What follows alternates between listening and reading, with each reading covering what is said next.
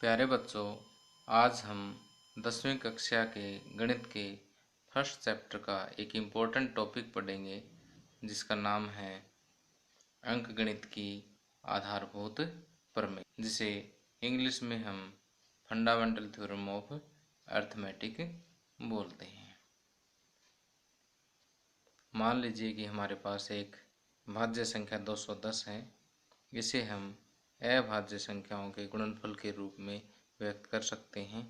2 एकम 2, 2 पंजे 10, 3 3 9, 3 पंजे 15,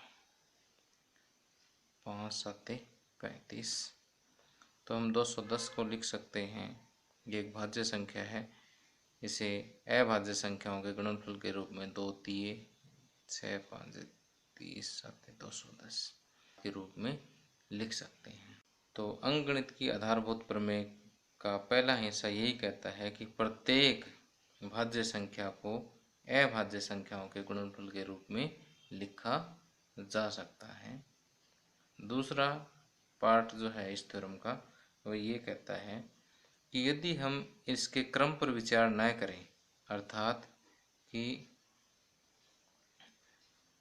अगर हम इन अभाज्य संख्याओं के गुणा का क्रम बदल दें तो ये दोनों चीज़ सेम माने। इसी प्रकार से हम अगर कोई और भी क्रम इसका दे दें तो इन क्रम बदलने पर भी अगर इन गुणनखंडों को सेम माने, एक जैसा माने, तो ये गुणनखंड जो है वो अद्वितीय होंगे। अर्थात किसी भाज्य संख्या को अभाज्य संख्याओं के गुणनफल के रूप में लिखने की एक और केवल एक ही विधि होगी यदि इसके क्रम पर हम विचार ना करें। तो औपचारिक रूप से हम अंकगणित की आधारभूत प्रमेय की परिभाषा दे सकते हैं। प्रत्येक भाज्य संख्या को अभाज्य संख्याओं के गुणनफल के रूप में लिखा जा सकता है तथा यह गुणनखंड अभाज्य संख्याओं के आने वाले क्रम के बिना अद्वितीय होंगे। अर्थात कि उसे अभाज्य संख्याओं के गुणनफल के रूप में लिखने की एक ही विधि होगी जब तक कि हम अभाज्य संख्याओं के आने वाले क्रम पर कोई विचार नहीं करते। आगे उदाहरण 5, संख्याओं 4 पावर n पर विचार कीजिए, जहां n एक प्राकृत संख्या है। जांच कीजिए कि क्या n का कोई ऐसा मान है जिसके लिए 4 पावर n अंक शून्य अर्थात 0 पर समाप्त होता है। इसका हम हल करते हैं। यदि n के किसी मान के लिए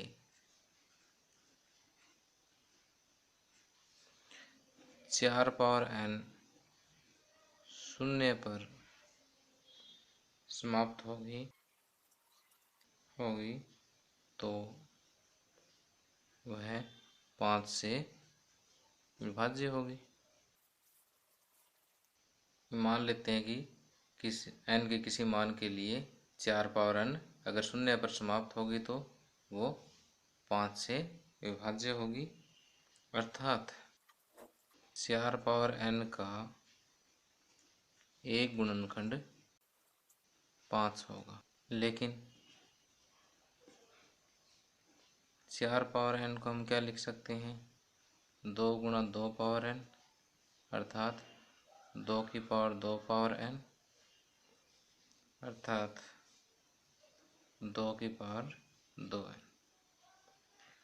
तो यहाँ हम देखते हैं कि 4 की पावर n में 2 के अलावा और कोई भी अभाज्य संख्या नहीं आ सकती। यहाँ हम देखते हैं कि 4 पावर n के अभाज्य गुणनखंडों में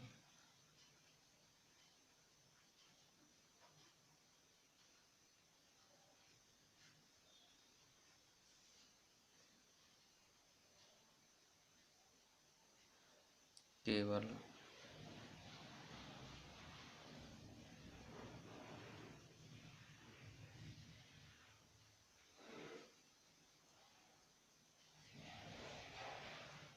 अभाज्य संख्या 2 ही आ सकती है।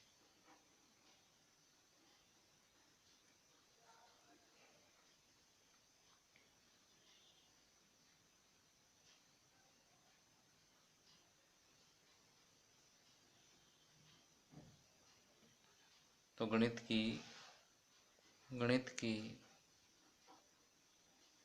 आधारभूत प्रमेय के अनुसार 4 की पावर n के गुणनखंड में संख्या 2 के अतिरिक्त अन्य कोई गुणनखंड नहीं, अतः ऐसा n का कोई मान नहीं है। अतः n का ऐसा कोई मान नहीं है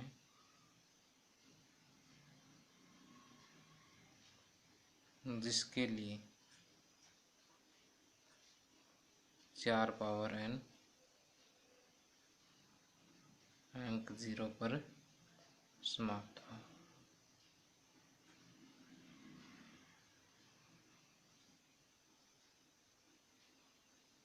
आगे उदाहरण 6, संख्याओं 6 और 20 के अभाज्य गुणनखंड विधि से HCF और LCM ज्ञात कीजिए।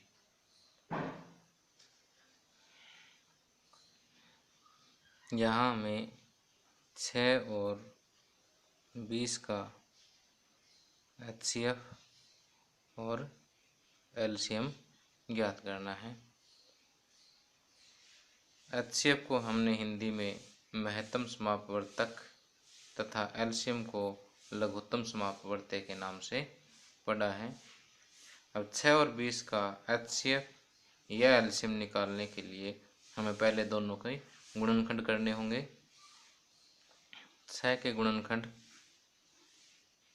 2 तिये 6, तो 6 को हम लिख सकते हैं 2 गुणा 3 या 2 की घात 1 3 की घात 1, क्योंकि 2 भी एक बार है और 3 भी एक बार। इसी तरह से 20 के अगर हम गुणनखंड करें तो 2 दाएँ 20, 2 पाँचे 10, तो 20 बराबर 2 गुणा 2 गुणा 5, 2 कितनी बार आ गया 2 बार, तो 20 को हम लिख सकते हैं 2 की घात 1 और 2 गुणा 5। अब यहाँ देखिए उभयनिष्ठ गुणनखंड क्या है 2, और 2 की छोटी घात क्या है, यहाँ घात 1 है यहाँ 2 है, तो दोनों में छोटी घात 1 है। तो उभयनिष्ठ गुणनखंड की सबसे छोटी घात क्या होती है, HCF होती है। तो हम लिखेंगे 2 पावर 1 प्रत्येक उभयनिष्ठ अभाज्य गुणनखंड की सबसे छोटी घात है।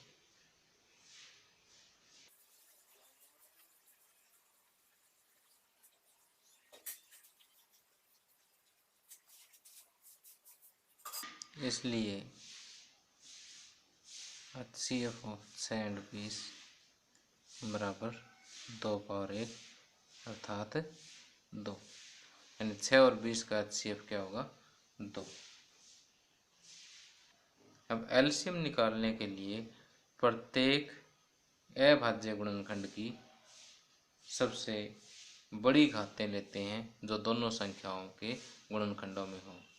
यहाँ देखिए अभाज्य गुणनखंड 2 है और यहाँ बड़ी घात क्या है 2, तो हम लिखेंगे 2 पावर 2। इसके अलावा अभाज्य गुणनखंड 3 है, 3 की पावर 1, और अभाज्य गुणनखंड 5 है, 5 पावर 1।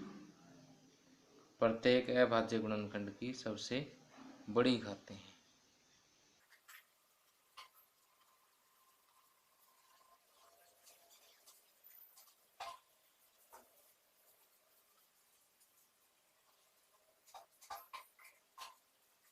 इन्हीं बड़ी घातों का जो गुणनफल है वही क्या होगा 6 और 20 का LCM होगा।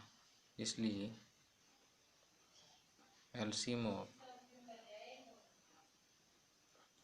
6 और 20 2 की पावर 2 गुणा 3 पावर 1 गुणा 5 पावर 1, 4 गुणा 3 गुणा 5 बराबर 60। तो 6 और 20 का एलसीएम कितना होगा? 60। अब यहाँ से एक महत्वपूर्ण रिजल्ट और निकालेंगे कि यदि हम इन दोनों संख्याओं की गुणा करते हैं 6 और 20, तो संख्याओं का गुणनफल 6 गुणा 20 कितना है? 120। इसके अलावा एचसीएफ और एलसीएम का अगर हम गुणनफल करते हैं तो 2 गुणा 60, ये भी कितना आता है? 120। तो यहाँ से हम देखेंगे कि संख्याओं का गुणनफल एचसीएफ और एलसीएम के गुणनफल के बराबर होगा। दो संख्याओं का गुणनफल बराबर एचसीएफ गुणा एलसीएम। उदाहरण 7, अभाज्य गुणनखंड विधि द्वारा 96 और 404 का एचसीएफ ज्ञात कीजिए और फिर इनका एलसीएम ज्ञात कीजिए। देखिए 96 और 404 का अभाज्य गुणनखंड विधि द्वारा हमें एचसीएफ ज्ञात करना है, इसलिए 96 और 404 के अभाज्य गुणनखंड प्राप्त कर लेते हैं।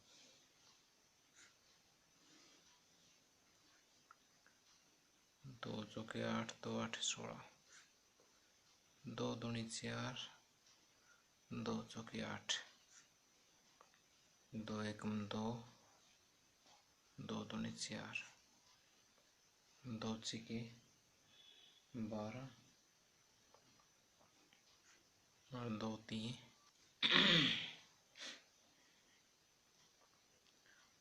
तो यहाँ पर 96 को हम लिख सकते हैं 1 2 3 4 5, 2 पावर 5 गुणा 3।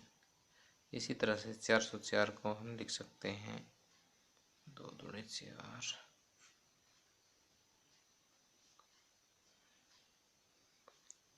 404 को लिख सकते हैं 2 पावर 2 गुणा 101। तो यहाँ देखते हैं कि उभयनिष्ठ गुणनखंड कौन सा है? 2, और उसमें छोटी घात क्या है? 2। तो 2 पावर 2 प्रत्येक उभयनिष्ठ गुणनखंड की सबसे छोटी घात है।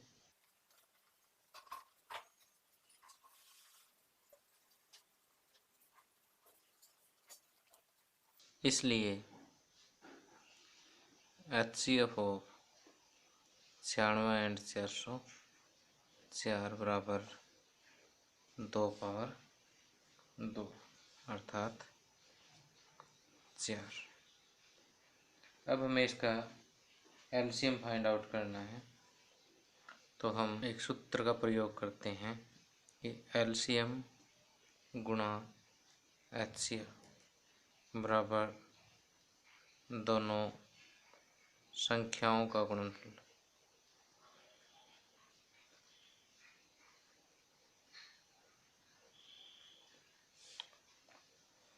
अब एलसीएम हमें फाइंड आउट करना है, तो हम लिखेंगे दोनों संख्याओं का गुणनफल डिवाइड बाई एचसीएफ। इधर एचसीएफ मल्टीप्लाई है, इधर आकर के डिवाइड हो जाएगा। दोनों संख्याओं का गुणनफल यानी 96 गुणा 404 मोटे एचसीएफ 4 आया है, तो 4 हमने लिख दिया। अब हम कट करेंगे 4 एकम 4, 4 दूनी 8, 4 चौके 16। अब 24 और 404 के जब हम गुणा करेंगे तो यह आएगा 9696। इसलिए 96 और 404 का एलसीएम 9696 होगा। इसलिए एलसीएम ऑफ 96 एंड 404 बराबर 9696। आंसर। आगे उदाहरण 8, संख्या 6, 72 और 120 का अभाज्य गुणनखंड विधि द्वारा एचसीएफ और एलसीएम ज्ञात कीजिए। संख्याएं दे रखी है हमें 6, 72 और 120। इन तीनों संख्याओं का हमें एलसीएम भी ज्ञात करना है और एचसीएफ भी ज्ञात करना है। तो सबसे पहले इन तीनों संख्याओं के अभाज्य गुणनखंड लिखते हैं। 6 के अभाज्य गुणनखंड 2 गुणा 3, 2 पावर 1 गुणा 3 पावर 1। उसी तरह से 72 के अभाज्य गुणनखंड बना लेते हैं। 2 3 6, 2 6 12, 2 1 2, 2 8 16, 2 9 18, 3 3 72 बराबर लिखेंगे 2 पावर 1 2 3, 2 पावर 3 गुणा 3, 2 बार है तो 3 पावर 2। अब 120 के अभाज्य गुणनखंड बना लेते हैं। 2 6 12, 30 दूनी 60, 15 दूनी 30, 3 5 15। 120 बराबर 2 पावर 3 गुणा 3 घात 1 गुणा 5 घात 1। अब यहाँ देखिए कि उभयनिष्ठ गुणनखंड है 2 और 3, जो तीनों में हो, और उनकी सबसे एचसीएफ निकालने के लिए देखेंगे सबसे छोटी घात। तो हम लिखेंगे 2 पावर 1 और 3 पावर 1। प्रत्येक उभयनिष्ठ अभाज्य गुणनखंड की सबसे छोटी घातें हैं।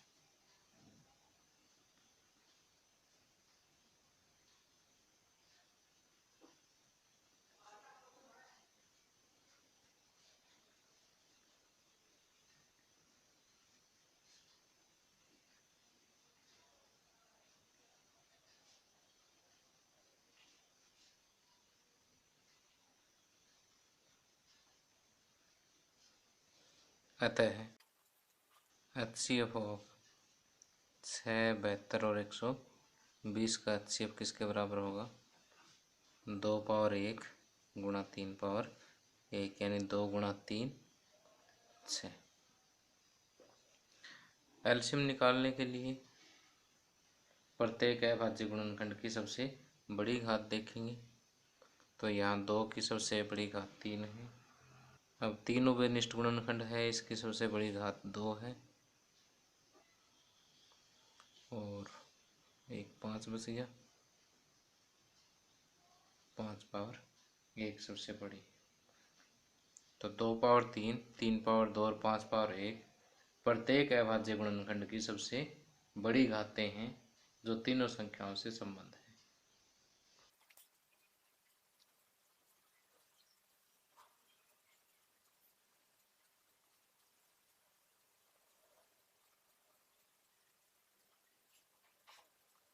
अतः एलसीएम ऑफ 6, 72 और 120 इसके बराबर होगा 2 पावर 3 गुणा 3 पावर 2 गुणा 5 पावर 1।